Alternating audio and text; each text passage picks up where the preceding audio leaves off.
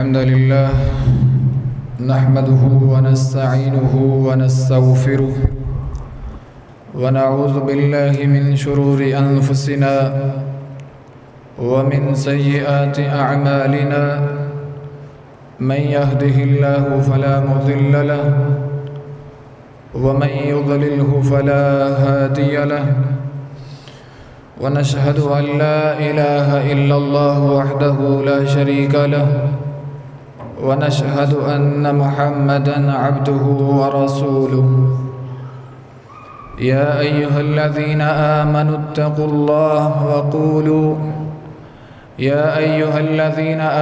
اتقوا الله حق تقاته ولا تموتن إلا وأنتم مسلمون يا أيها الناس اتقوا ربكم الذي خلقكم من نفس واحدة وخلق منها زوجها وبث منهما رجالا كثيرا ونساء واتقوا الله الذي تساءلون به والأرحام إن الله كان عليكم رقيبا يا أيها الذين آمنوا اتقوا الله وقولوا قولا سديدا يصلح لكم أعمالكم ويغفر لكم ذنوبكم ومن يطع الله ورسوله فقد فاز فوزا عظيما أما بعد فإن أصدق الحديث كتاب الله وخير الهدي هدي محمد صلى الله عليه وسلم وشر الأمور محدثاتها وكل محدثة بدعة وكل بدعة ضلالة وكل ضلالة في النار قال الله تبارك وتعالى وما أرسلناك إلا رحمة للعالمين ومن الحديث قال النبي صلى الله عليه وسلم إنما بعثت رحمة ولم أبعث لعانا اوصی نفسی و ایاکم بتقوی اللہ عز و جل۔ عزیز ساتھیوں، بزرگوں، دوستو، اللہ رب العزت کی رحمت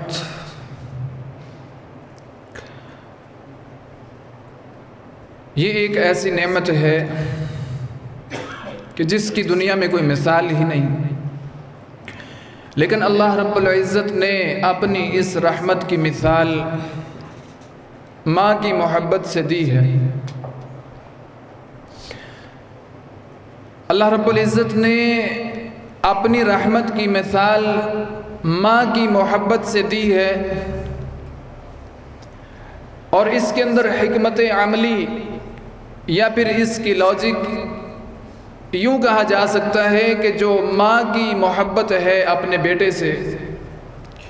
یعنی کہ بیٹا اور ماں کے درمیان جو رشتہ ہے، ان دونوں کی جو محبت ہے، اس کو ہم محبت نہیں کہہ سکتے، ہم اس کو رحمت کہہ سکتے ہیں۔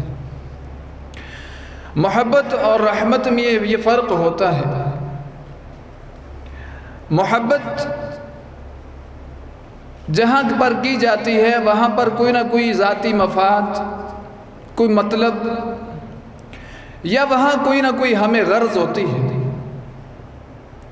لیکن جہاں رحمت ہوتی ہے وہاں پر کوئی مطلب نہیں ہوتا، کوئی جو ہے ذاتی اس کے اندر غرض نہیں ہوتی، کوئی کسی قسم کا مطلب نہیں پایا جاتا اس کے اندر۔ بغیر کسی مطلب کے، بغیر کسی لالچ کے اور بغیر کسی غرض کے جو ہے وہ رحمت ہوتی ہے۔ اور ماں اور بیٹے کی جو آپس میں محبت ہے، یا جب ماں اور بیٹے کا جو آپس میں رشتہ ہے، اس رشتے کے درمیان کسی قسم کا لالچ نہیں ہوتا، کسی قسم کی جو ہے وہ ذاتی غرض نہیں ہوتی، اور نہ کوئی جو ہے یہ مطلب کے طور پہ رشتہ چلتا ہے۔ ہم سب اختیار رکھتے ہیں، اس چیز کے اوپر قادر ہیں کہ ہم محبت کریں یا کر سکتے ہیں، لیکن ہم میں سے کوئی ایک ایسا ہوگا جو محبت کے علاوہ رحمت کرنے پر بھی قادر ہے۔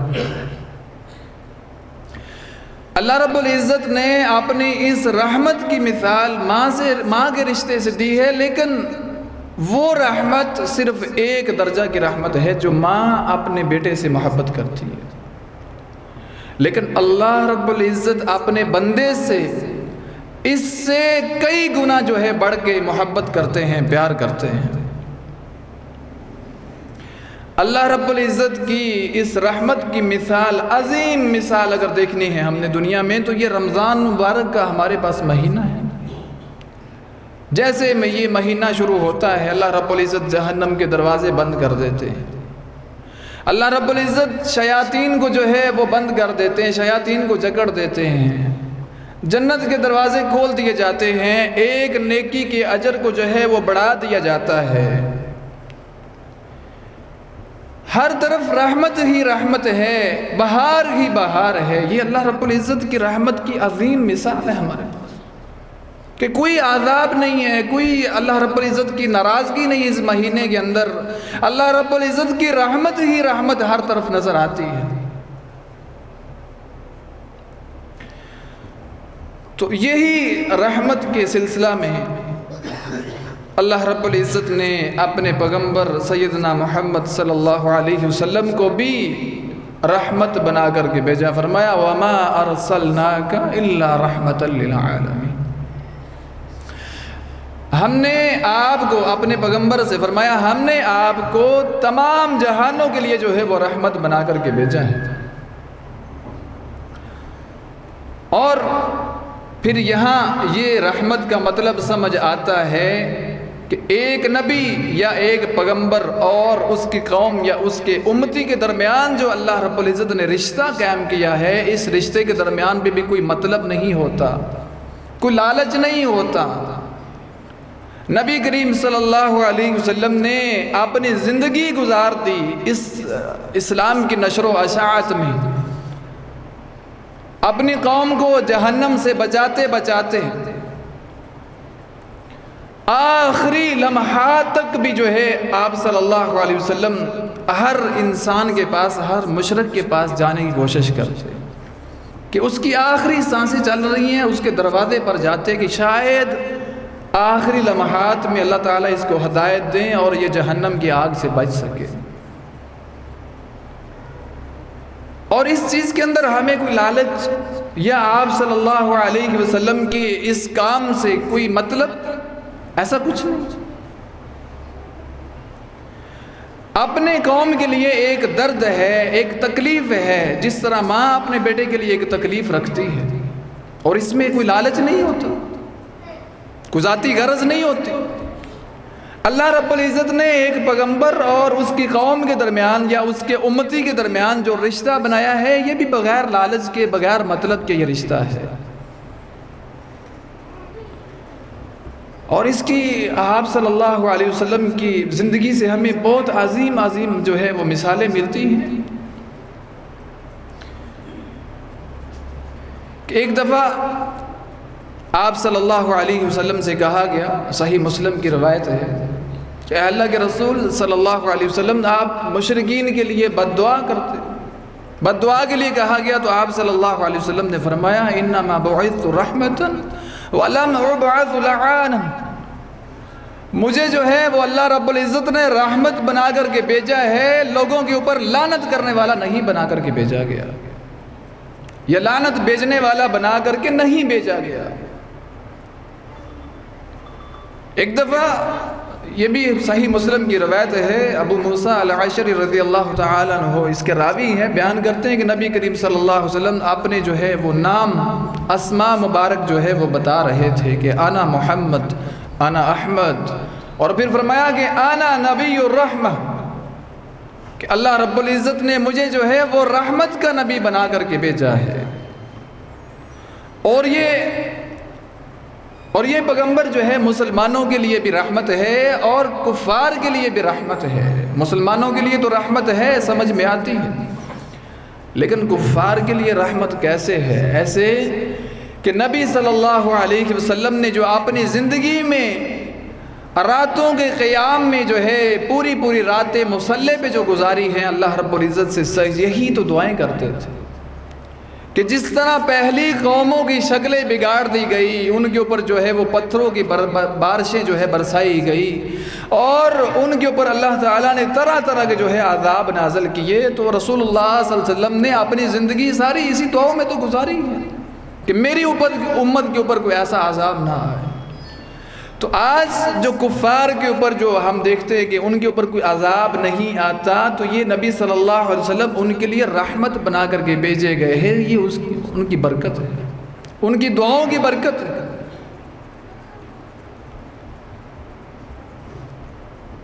نبی صلی اللہ علیہ وسلم کے پاس حضرت انس بن مالک رضی اللہ تعالی عنہ نے 10 سال جو ہے وہ گزارے، آپ صلی اللہ علیہ وسلم کی خدمت کرتے تھے۔ بیان کرتے ہیں میں نے آپ صلی اللہ علیہ وسلم کی خدمت میں 10 سال گزارے ہیں، 10 سال میں ایک بھی ایسا لفظ میں نے آپ صلی اللہ علیہ وسلم کی زبان سے نہیں سنا کہ جو ناراضگی والا جو ہے وہ مجھے لگے۔ ایک لمحہ بھی نہیں ایسا آیا کہ آپ صلی اللہ علیہ وسلم کی زبان سے جو ہے مجھے ناراضگی والے الفاظ سننے کو ملے۔ 10 سالہ زندگی ایک عرصہ ہے۔ حضرت زید رضی اللہ تعالی عنہ بیان کرتے ہیں کہ جب ابھی چھوٹے تھے اور اس طرح بازاروں میں جو ہے وہ چلتے پھرتے بکتے بکاتے آپ صلی اللہ علیہ وسلم کی زندگی میں آئے، غلام کی حیثیت، اور پیچھے جب ان کے آباء و اجداد میں پتہ چلا کہ ہمارا بچہ جو ہے وہ اس طرح مکہ میں ہے کسی شخصیت کے پاس یا جو بھی ہے، تو وہ حضرت زید رضی اللہ تعالیٰ عنہ کے والد اور ان کے چچا اور ان کے بڑے بھائی جو ہے وہ ان کو لینے کے لیے آئے، اور آپ صلی اللہ علیہ وسلم سے ملے اور کہا کہ آپ جو رقم لینا چاہیں، جو رقم آپ مانگیں گے ہم آپ کو وہ رقم دینے کے لیے تیار ہیں، آپ ہمارا بیٹا ہمارے حوالے کر دیں۔ آپ صلی اللہ علیہ وسلم نے فرمایا کہ ہم حضرت زید کو بلا لیتے ہیں، اگر وہ آپ کے ساتھ جانا چاہیں تو آپ بغیر معاوضہ بغیر کسی قیمت کے جو ہے لے جائیں، اور اگر آپ کے پاس نہ جانا چاہیں، آپ کے ساتھ نہ جانا چاہیں، وہ یہاں ہی ٹھہرنا چاہیں، تو پھر آپ کو اختیار نہیں ہے کہ آپ ان کو لے کے جائیں۔ انہوں نے کہا فیصلہ تو بہت اچھا ہے، بغیر کسی قیمت کی اگر ہمارا بیٹا ہمارے حوالے ہو جائے، اور 100% یقین ہے کہ ہمارا بیٹا ہے اور ہمارے پاس ہی آئے گا، جب اپنے والد کو دیکھے گا، چچا کو دیکھے گا، بھائی کو دیکھے گا، تو وہ تو بھاگتا ہوا ہمارے پاس آئے گا۔ بلایا گیا اور ان کے سامنے یہ بات رکھی گئی، تو انہوں نے نبی کریم صلی اللہ علیہ وسلم کی رفاقت کو چنا، آپ صلی اللہ علیہ وسلم کے ساتھ رہنا ہی پسند کیا، اپنے جو ہے والد کے ساتھ جانا، اپنے آباء و اجداد کے ساتھ جانا پسند نہیں کیا، اپنی آزادی کی زندگی کو چھوڑ کے جو ہے نبی صلی اللہ علیہ وسلم کے پاس رہتے ہوئے غلامی کی زندگی کو حیثیت دے رہے، اور یہ کوئی معمولی بات نہیں ہے۔ اور پھر پوری زندگی جو ہے حضرت زید رضی اللہ تعالیٰ عنہ کی آپ صلی اللہ علیہ وسلم کے پاس ہی گزری۔ اسی طرح قبیلہ دوس ان کے جو ہے سردار تھے حضرت طفیل بن عمر رضی اللہ تعالی عنہ، نبی صلی اللہ علیہ وسلم کے پاس آئے تھے مکہ میں، اور کلمہ پڑھ کے گئے اور جا کر کے اپنے قبیلہ میں اسلام کی جو ہے دعوت دی، کچھ لوگوں نے قبول کی، کسی نے نہیں کی، اور اسی قبیلہ سے تعلق رکھنے والے حضرت ابو ہریرہ رضی اللہ تعالی عنہ بھی ہیں، انہوں نے بھی جب ان کی زبان سے یہ والے الفاظ سنے اسلام کی دعوت کے، تو فوری طور پہ جو ہے دعوت قبول کی اور اسلام میں داخل ہوئے۔ ایک دفعہ حضرت طفیل رضی اللہ تعالی عنہ حضرت ابو ہریرہ رضی اللہ تعالی عنہ کو ساتھ لے کر کے مکہ میں آئے آپ صلی اللہ علیہ وسلم کے پاس، اپنی قوم سے پریشان ہو کر کے، اور آ کر کے سارا معاملہ سنایا آپ صلی اللہ علیہ وسلم سے کہ ہمارے جو قبیلہ کے لوگ ہیں وہ ہماری کو خاص بات کی طرف جو ہے توجہ نہیں دے رہے، یعنی کہ اسلام کی طرف کو راغب نہیں ہے۔ تو آپ صلی اللہ علیہ وسلم کھڑے ہوئے، 2 رکعت جو ہے وہ نماز ادا کی، اور اس کے بعد اللہ کے سامنے ہاتھ اٹھا لیے۔ حضرت ابو ہریرہ رضی اللہ تعالی عنہ بیان کرتے ہیں کہ جب آپ صلی اللہ علیہ وسلم نے اللہ کے سامنے اپنے ہاتھوں کو بلند کیا تو فوری طور پہ جو ہے مجھے دل کے اندر یہ ڈر پیدا ہو گیا کہ میں نے بہت سارے جو ہے واقعات پڑھے تھے، دیکھتے تھے، سنتے تھے کہ پہلی اقوام جو پہلی قومیں گزری ہیں انہوں نے اپنے پیغمبر کی بات نہیں مانی تھی تو اللہ رب العزت نے جو ہے دنیا سے ان کو ختم کر دیا، کسی کے اوپر جو ہے کوئی عذاب نازل کر کے، کسی کے اوپر کوئی عذاب نازل کر کے ان کو جو ہے ختم کر دیا۔ تو میرے دل میں ڈر پیدا ہو گیا کہ شاید آپ صلی اللہ علیہ وسلم ہمارے قبیلہ کے لیے بد دعا کرنے لگے ہیں اللہ تعالیٰ سے۔ اور وہ کہتے ہیں کہ میں نے سوچ لیا کہ آج کے بعد لگتا ہے قبیلہ دوس یعنی ہمارا قبیلہ اس زمین سے، دنیا سے ختم ہو جائے گا۔ لیکن جیسے ہی آپ صلی اللہ علیہ وسلم کی زبان نے حرکت کی، میں کیا الفاظ سنتا ہوں۔ آپ صلی اللہ علیہ وسلم نے فرمایا اللہم اہدی قبیلۃ الدوس، اے اللہ قبیلہ دوس کو ہدایت عطا فرما۔ 3 دفعہ آپ صلی اللہ علیہ وسلم نے یہ الفاظ بولے، اے اللہ قبیلہ دوس کو ہدایت عطا فرما، اے اللہ قبیلہ دوس کو ہدایت عطا فرما۔ تو حضرت ابو ہریرہ رضی اللہ تعالی عنہ بیان کرتے ہیں کہ میں نے جب آپ صلی اللہ علیہ وسلم کی زبان سے یہ الفاظ سنے تو میں نے بڑا تعجب کیا اس بات کے اوپر کہ آپ صلی اللہ علیہ وسلم کتنے نرم دل ہیں۔ اور یہ تو یہاں بات ہے کہ ایک دفعہ غزوہ حنین سے آپ صلی اللہ علیہ وسلم واپس گھر کو جا رہے تھے اور اس طرح ایک گاؤں یا دیہات کوئی جگہ تھی، وہاں سے گزر ہوا تو وہاں کے جو دیہات کے لوگ تھے وہ آپ صلی اللہ علیہ وسلم سے چمٹنے لگے، ملنے لگے۔ تو آپ صلی اللہ علیہ وسلم ان سے بچتے بچتے جو ہے وہ سڑک کے کنارے بالکل جو ہے کنارے پہ ہوتے ہوئے ان سے بچتے ہوئے نکلے، اور وہاں جو ہے کانٹے دار جھاڑیاں آپ صلی اللہ علیہ وسلم کو لگی اور ان سے آپ صلی اللہ علیہ وسلم کی چادر بھی گر گئی۔ ابھی تکلیف والا معاملہ ہے کہ لوگوں کو جو ہے وہ کوئی تمیز نہیں ہے ملنے کی، یا کچھ اس طرح بندہ بات کرتا ہے، لیکن آپ صلی اللہ علیہ وسلم نے بہت ہی نرم لہجے میں بات فرمائی، فرمایا لوگو آپ میری چادر تو مجھے دے دو، اللہ کی قسم اگر یہ جو کانٹے دار جھاڑیاں ہیں ان کے کانٹوں کے برابر بھی میرے پاس اگر اونٹ ہوتے تو میں ایک بھی اونٹ اپنے پاس نہ رکھتا، سب کے سب آپ لوگوں میں تقسیم کر دیتا۔ ہر موقع پر آپ صلی اللہ علیہ وسلم اپنی امت کے لیے خیر خواہ ہیں۔ قدم بہ قدم آپ صلی اللہ علیہ وسلم نے اپنی امت کے لیے جو کچھ بھی سوچا، آپ صلی اللہ علیہ وسلم ان کے لیے جو ہے وہ خیر کی ہی دعا کرتے ہیں کہ راتوں کو لمبا قیام کرتے، آپ صلی اللہ علیہ وسلم کے پاؤں میں ورم آ جاتا، اتنا لمبا قیام کرتے۔ پوچھا گیا کہ کیا چاہتے ہیں، فرمایا کہ صرف امت کے لیے ہے، امت کے لیے کھڑا ہوا ہوں، امت کے لیے اپنی نیند جو ہے وہ چھوڑی ہے، امت کے لیے قیام کیا ہے۔ اتنی درد رکھتے آپ صلی اللہ علیہ وسلم اپنی امت کے لیے۔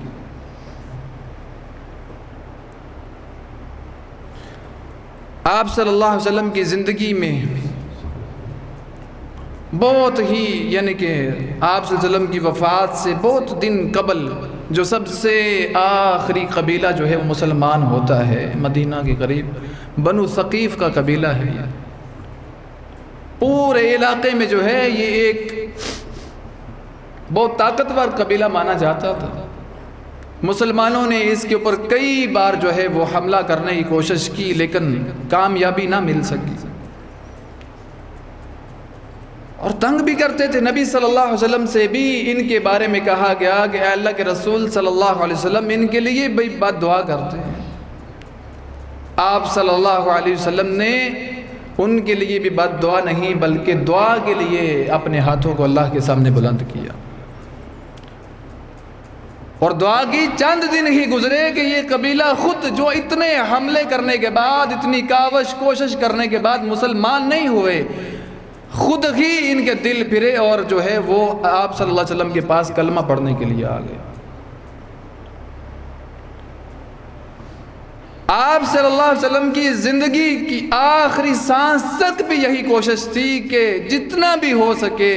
لوگوں کو جو ہے وہ جہنم کی آگ سے بچایا جائے۔ آپ صلی اللہ علیہ وسلم کے چچا بیمار ہوئے، ابو طالب،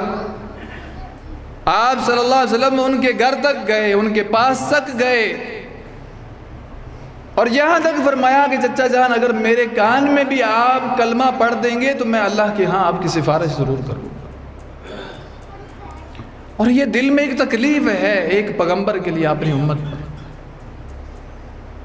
ایک یہودی کا بیٹا بیمار ہو جاتا ہے، آپ صلی اللہ علیہ وسلم کے پاس آیا کرتا تھا، اب یہودی تھا، پتہ چلا کہ وہ بیمار ہے، آپ صلی اللہ علیہ وسلم اس کی بیمار پرسی کے لیے چلے گئے، اور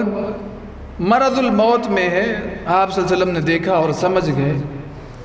اور اس کے پاس بیٹھے اس کے ایسے ہاتھ سر پر جو ہے ہاتھ پھیرتے ہوئے کہا کہ بیٹا آپ کلمہ پڑھیں۔ اس بچے نے اپنے والد کی طرف دیکھا تو اس کے والد نے کہا کہ آپ پڑھ لیں، جو آپ سے کہا جا رہا ہے آپ بولیں۔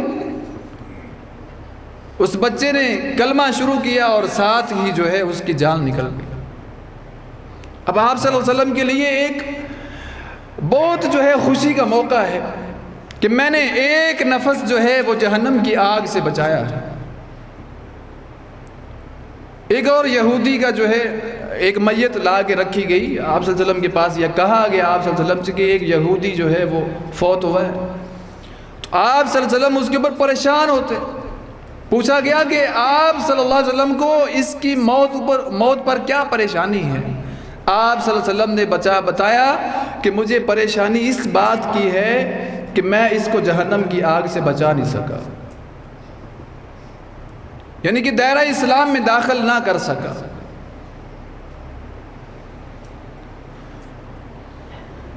پھر یہ تو ہے ایک پیغمبر کی جو ہے دل کے اندر درد ہے اپنے امتیوں کے لیے، یہ تو ایک الگ بات ہے، لیکن آپ صلی اللہ علیہ وسلم کی زندگی میں وہ ایک دن جب طائف کے سفر کو نکلتے ہیں، آپ صلی اللہ علیہ وسلم کے ساتھ وہاں پر جو سلوک کیا جاتا ہے کہ شاید زندگی میں نہ پہلے کبھی ایسا ہوا نہ اس کے بعد ہوا۔ واقعات سنتے رہتے ہیں۔ اب آپ صلی اللہ علیہ وسلم کے ساتھ حضرت زید رضی اللہ تعالیٰ عنہ تھے، آپ صلی اللہ علیہ وسلم سفر طائف سے واپس ایک باغ میں جا کے پناہ لیتے ہیں۔ حضرت جبریل علیہ السلام جو ہے وہ پہاڑوں کے فرشتے کو لے کے آپ صلی اللہ علیہ وسلم کے پاس آتے ہیں کہ اللہ رب العزت کی طرف سے ہمیں بھیجا گیا ہے، اے اللہ کے پیغمبر آپ حکم کریں، یہ فرشتہ میرے ساتھ ہے، یہ اس بستی کو جو ہے الٹا کے رکھ دے گا، تباہ و برباد کر سکتا ہے، آپ حکم کریں۔ آپ صلی اللہ علیہ وسلم نے وہاں پر بھی یہی الفاظ فرمائے کہ نہیں، ان کی نسل سے آنے والے لوگ جو ہے وہ ضرور اسلام میں داخل ہوں گے۔ اب یہاں پر تو آپ صلی اللہ علیہ وسلم کو سخت تکلیف دی گئی تھی، لیکن اس کے باوجود بھی آپ صلی اللہ علیہ وسلم نے اپنی زبان پر کوئی بھی ایسا ایک کلمہ نہیں لے کر کے آیا کہ جو وہ لوگ اللہ کے عذاب کے مستحق بنے۔ آخر پیغمبر اور امتی کا جو رشتہ ہے یہ رحمت کا رشتہ ہے۔ جس طرح اللہ رب العزت نے ایک پیغمبر اور اس امتی کا رشتہ بنایا ہے، جس طرح اللہ رب العزت نے ماں اور بیٹے کا جو ہے رشتہ بنایا ہے، آج اس معاشرے میں اگر ایک استاد اور شاگرد کا یہ رشتہ قائم ہو جائے، ایک دکاندار اور ایک کسٹمر کا جو ہے یہ رشتہ قائم ہو جائے، ایک حاکم اور عوام کا یہ رشتہ قائم ہو جائے تو شاید دنیا میں فساد ختم ہو سکتا ہے، یہ معاشرہ با اصلاح بن سکتا ہے کہ ہم ایک دوسرے کے لیے جو ہے دنیاوی تکلیف تو دور کی بات، ہم دینی تکلیف بھی دیکھیں۔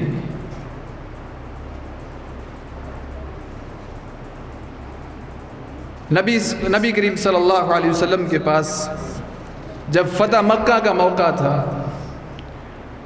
اب یہاں پر بھی آپ صلی اللہ علیہ وسلم کے لیے بہت ہی جو ہے یہ تکلیف والے دن تھے کہ جہاں پر آپ صلی اللہ علیہ وسلم نے اپنا بچپن گزارا، جوانی گزاری، اپنا جو ہے اپنی ذاتی جگہ ہے، یہ سب کچھ چھوڑ کے اللہ کے لیے مدینہ میں جانا پڑا، ہجرت کرنی پڑی۔ اب آج اللہ رب العزت نے موقع دیا، آپ صلی اللہ علیہ وسلم اپنی اس آبائی جگہ پر جو ہے وہ واپس آئے ہیں، اور یہ سب مکہ والے آپ صلی اللہ علیہ وسلم کے سامنے اپنی گردنیں جھکا کے کھڑے ہوئے ہیں۔ آپ صلی اللہ علیہ وسلم کے پاس اختیار ہے کہ وہ بدلہ لے سکتے ہیں، لیکن وہاں پر بھی جو ہے آپ صلی اللہ علیہ وسلم نے عام معافی کا اعلان کر دیا کہ سب کے لیے معافی ہے، اور عام معافی ہے، کوئی خاص نہیں کہ فلاں کو جو ہے وہ معاف کیا یا فلاں سے بدلہ لینا ہے، سب کو معاف فرما دیا، جو کچھ ہوا سو ہوا۔ اب اسلام میں داخل ہوئے، اب سب کو یہ غم ہے کہ ہم نے جو آپ صلی اللہ علیہ وسلم کے ساتھ جو جنگیں لڑی، اسلام کے لیے جو ہے ہم نے پروپوگنڈے کھڑے کیے، اسلام کے لیے جو راستے میں کانٹے اٹکائے، کیا یہ بھی معاف ہو گئے؟ آپ صلی اللہ علیہ وسلم نے فرمایا جب آپ لوگوں نے کلمہ پڑھا، جیسے کہ آپ اسلام میں داخل ہوئے، اس سے پہلے آپ کے جو بھی کبیرہ صغیرہ سب کے سب گناہ اللہ رب العزت نے معاف کر دیا۔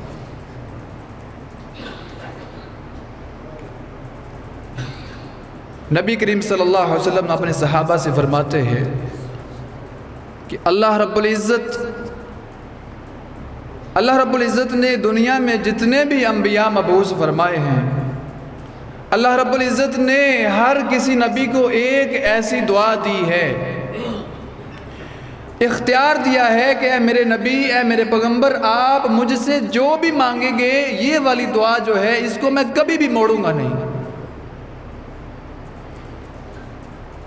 ہر پیغمبر کو ایک ایسی دعا ملی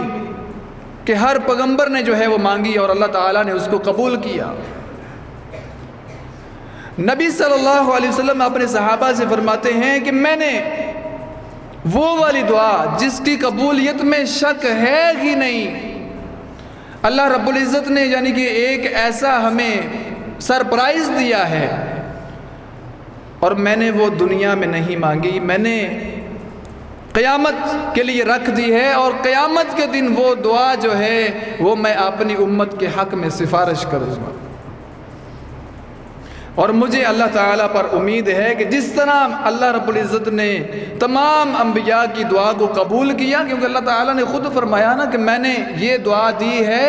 اور جو کچھ بھی مانگو گے میں عطا کروں گا،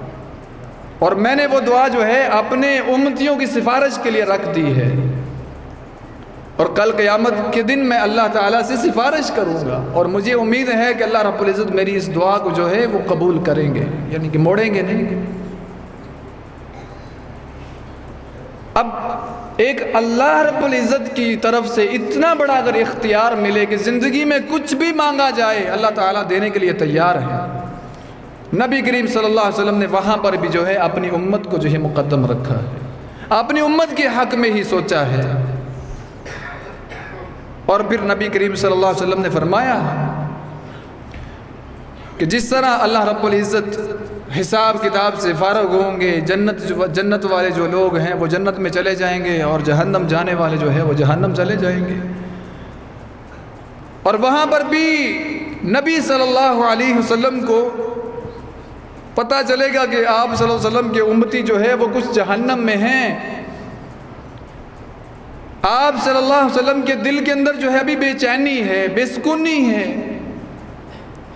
اللہ رب العزت کے سامنے جاتے ہیں، سجدے میں گرتے ہیں، اللہ رب العزت فرمائیں گے کہ میرے پیغمبر آپ کچھ عدد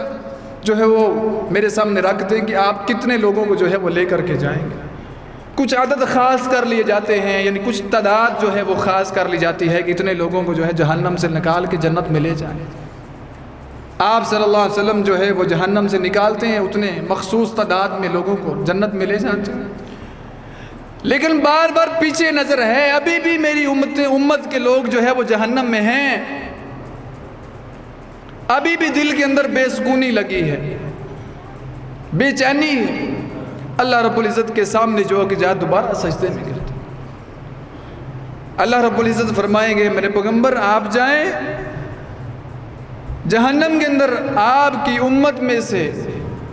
جس کے دل میں ایک رائی کے ذرہ کے برابر بھی ایمان ہے، جاؤ اس کو بھی جہنم سے نکال کے جنت میں لے جاؤ۔ آپ صلی اللہ علیہ وسلم نکالیں جنت میں لے جائیں گے، لیکن پھر بھی ابھی بھی کچھ لوگ باقی ہیں، آپ صلی اللہ علیہ وسلم پھر جائیں گے اللہ کے سامنے سجدے میں گریں گے، تو اللہ رب العزت پھر فرمائیں گے اے میرے پیغمبر جائیں، من کان فی قلبہ لا الہ الا اللہ، جس کے دل میں صرف لا الہ الا اللہ ہے، یعنی کہ اسی حالت میں وہ فوت ہوا، آپ جائیں اس کو بھی جہنم سے نکال کے جنت میں لے جائیں۔ زندگی میں اعمال نہیں ہے، صرف کلمہ حق پر جو ہے وہ موت ہوئی، لا الہ الا اللہ کی حالت میں جو ہے موت ہوئی ہے، مشرک نہیں تھا، مسلمان تھا، تو ہمارا عقیدہ ہے کہ وہ جنت میں ضرور جائے گا۔ تو خلاصہ یہی نکلا کہ آپ صلی اللہ علیہ وسلم کی جتنی بھی زندگی ہے، آپ صلی اللہ علیہ وسلم نے نہ رات دیکھی نہ دن دیکھا، دنیا ہو یا یوم آخرت ہو، ہر جگہ پر آپ صلی اللہ علیہ وسلم نے اپنی امت کے لیے ہی اللہ کے سامنے اپنے دامن کو پھیلایا، اور یہی اس کا مطلب ہے کہ آپ صلی اللہ علیہ وسلم کو اللہ تعالیٰ نے رحمت بنا کر کے بھیجا ہے، اور یہ ہے رحمت جو اپنے امتی اور پیغمبر کے درمیان جو رشتہ اللہ تعالیٰ کی طرف سے بنایا گیا ہے، اس کے درمیان نہ کوئی لالچ ہے اور نہ ہی اس کے درمیان کوئی مطلب ہے، نہ کوئی غرض ہے، یہ اس کا مطلب ہے رحمت۔ اور بدلے میں ہم آپ صلی اللہ علیہ وسلم کو کیا دیتے ہیں؟ ہم نے آپ صلی اللہ علیہ وسلم کی زندگی کے لیے یا آپ صلی اللہ علیہ وسلم کے درجات کے لیے کیا کچھ پیش کیا؟ نبی صلی اللہ علیہ وسلم نے فرمایا کہ جمعہ کے دن جو ہے وہ میرے اوپر کثرت سے درود پڑھا جائے، آپ کا درود جو ہے وہ فرشتوں کے ذریعے مجھے پہنچایا جاتا ہے۔ تو ہم اپنی زندگی میں یہ غور کریں کہ ہم اٹھتے بیٹھتے آپ صلی اللہ علیہ وسلم کے لیے کتنا درود پڑھتے، اور دیگر آپ صلی اللہ علیہ وسلم کے جو حقوق ہیں ہمارے لیے، کیا ہم وہ حقوق ادا کر رہے ہیں آپ صلی اللہ علیہ وسلم کے لیے؟ اللہ رب العزت سے دعا کرتے ہیں کہ اللہ رب العزت ہم کو جس قدر نبی کریم صلی اللہ علیہ وسلم کی ہمارے لیے اس قدر تڑپ تھی کہ میرا ایک ایک امتی جنت میں جائے، اس قدر ہم بھی اللہ تعالیٰ سے دعا کریں کہ اللہ تعالیٰ ہمیں بھی توفیق دے کہ ہم بھی بدلے میں آپ صلی اللہ علیہ وسلم کو کچھ دے سکیں۔ جزاکم اللہ خیر، اقول قولی ھذا واستغفر اللہ لی ولکم ولسائر المسلمین واستغفروہ انہ ھو الغفور الرحیم۔